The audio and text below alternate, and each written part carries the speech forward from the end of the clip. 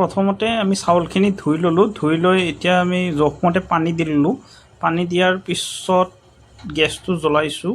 গেছটো জ্বলাই ঢাকনিখন ধুনীয়াকৈ মাৰি আমি গেছত কুকাৰটো উঠাই দিছোঁ আৰু কুকাৰটো উঠাই দি আমি হ'বলৈকে দিছোঁ। গেছটো লাগিলে অকণমান আমি বঢ়াই দিব পাৰোঁ।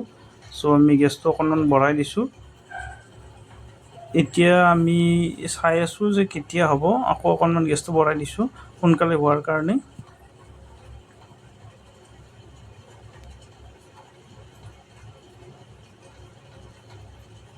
আৰু আমি ৰৈ আছোঁ এতিয়া কেতিয়া হুইচেল আহিব। হুইচেল আহিলে হৈ যাব।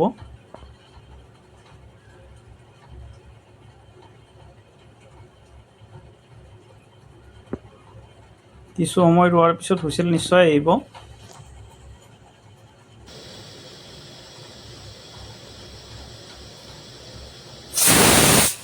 আৰু এয়া হুইচেল আহিলে, হুইচেল অহাৰ পিছত আমাৰ ভাত হৈ গ'ল। আচলতে কুকাৰত এনেধৰণে ভাত বনোৱা হয়। তো কুকাৰত কি ধৰণে ভাত বনালে আৰু ভাত কেনেকুৱাকৈ ধুনীয়া হয় এই বস্তুটো আমি আপোনালোকক দেখালোঁ।